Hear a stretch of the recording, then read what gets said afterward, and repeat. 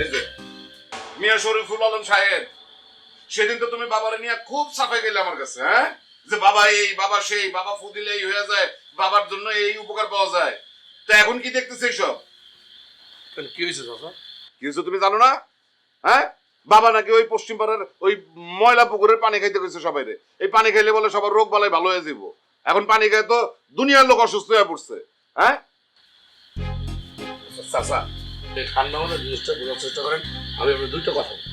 একটা হলো গিয়া সেই যে পানির কথা আপনি বলতেছেন, সেই পানি তো এই বান্দাও খাইছে। ওই আমার তো কোনো সমস্যা নেই, আমার তো ডায়রিয়া কলেরার কোনো সমস্যা নেই। জাগো মনে করেন শরীরে এমনি নানান পদের রোগ ব্যাধি আছে, তারা যদি এখন খাইয়া একটা বিপদের মধ্যে পড়ে আর সেটা যদি বাবার উপরে বর্তায়, এইটা তো কোনো কথা হইতে পারে না, নিয়মের মধ্যে পড়ে না। পরে আপনি বলেন। শোনো, এইসব বুজরুকি কথা বললে লাভ নাই। যদি ওই পানি খেয়ে সুস্থ হইব, তাহলে অসুস্থ হইতে গেল কেন মানুষজন? একটু কথা বলি, আপনি যে এত ভোটে নির্বাচিত হয়েছেন, আপনি রাজনীতিতে কেন বসতেছেন না? এটার ভিতরে রাজনীতি থাকতে পারে। এই যে বাবার যে মনে করেন যে কুদরতি, এই যে জাদু, কিংবা তার ভিতরে যে একটা খেলা আছে, এই খেলাটা হয়তো এমন কোন লোক আছে, এমন কোন বিপক্ষ পার্টি আছে যারা এই মুহূর্তে সহ্য করতে পারতেছে না তার এই কুদরতি খেলাটা। এর বিরুদ্ধে তো কোনো অপপ্রচার হইতে পারে। আপনি কেন জিনিসটাকে সিম্পল ভাবে নিতেছেন না চাচা? আপনার জিনিসটা বোঝা উচিত। আজে বাজে কথা বলো না, এখানে কোনো ষড়যন্ত্র নাই। আমি তো নিজের চোখে দেখছি গ্রামে কতগুলি লোক অসুস্থ হয়ে পড়ছে, কতগুলি মানুষের হাসপাতালে পাঠানো হয়েছে, তুমি জানো? আপনি অবসরের মতো আবার কথা বলতেছেন। আমি যে জিনিসটা বলতে চাইতেছি আপনি মন দিয়ে বোঝার চেষ্টা করেন। বাবা বলছে যে এই পানি খাইলে উপকার হবে, এই কারণে কিছু লোক পানি খাইছে, আমিও তার ভিতরে একজন মুরিদ হিসেবে আমিও খাইছি। এখন মনে করেন বাবার কথা মতো তারা খাইছে, আমার কথা মতো তারা খায় না। আপনি কেন শুধু শুধু আমারে দোষারোপ করতেছেন? আপনার যদি কোনো প্রশ্ন থাকে আপনি বাবার কাছে যান, গিয়ে জিজ্ঞেস করেন যে বাবা আপনি কেন পশ্চিম পাড়ার পুকুরের পানিটা খাইতে বলছেন? হ্যাঁ, এখন ডায়রিয়া কলেরা সব কিছু হয়েছে না হয়েছে, কি হয়েছে না হয়েছে, 2 4 5 হইতে পারে।